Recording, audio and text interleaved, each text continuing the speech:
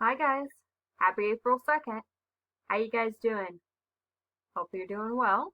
So, right now you should be bringing up your daily vocabulary document, and the word of today is hermaphrodite.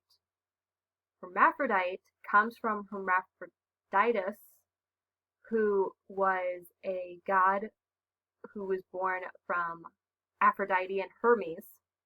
So, you pretty much know, if you know anything about Greek mythology, is that the gods had a habit of not only um, reproducing with mortals, different mortals, multiple mortals, but also reproducing with each other, which kind of gets a little creepy because they're all kind of cousins and siblings.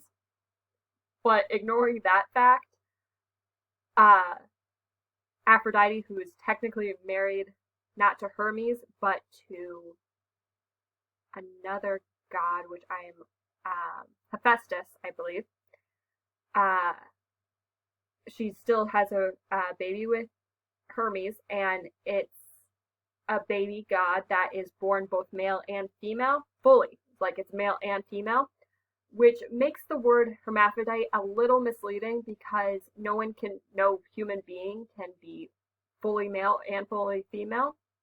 Hermaphrodite is more of when a person is born with certain body parts that are both male and female, or organs that are both male and female, but that doesn't make the person themselves fully male and fully female at the same time.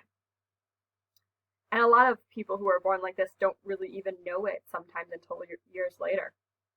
So that's what hermaphrodite means, and it's coming from the origins of the legend of Hermaphroditus, who's the son or daughter or child, rather, of Hermes and Aphrodite. So that name is even a combination of their two names, which is kind of cool.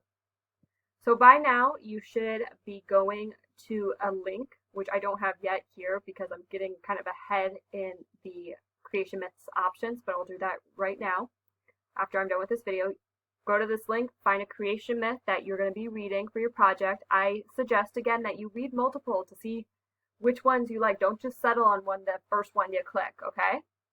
And you should also be choosing a project medium. That means choosing which creative aspect you're going to be doing for this unit. Remember that you have to do a different one for each unit.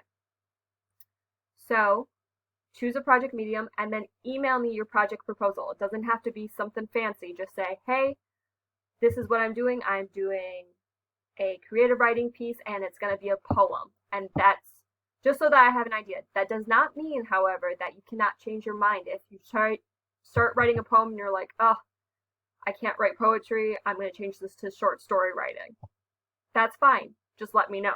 Okay? So, project proposal, get that to me just so that I know that you're thinking about it and also that you've chosen a story in which to do the project on. All right? And then, of course, your Who Am I assignment is due to Google Classroom today. So please, please, please get that into me April 2nd. That's today. Hopefully you're not going a little too ahead in these lessons.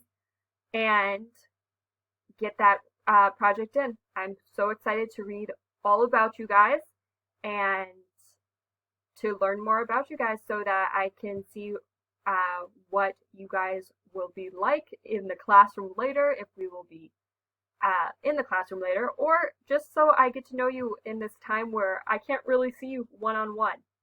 So I'm really looking forward to getting to know you guys. All right, have a good day.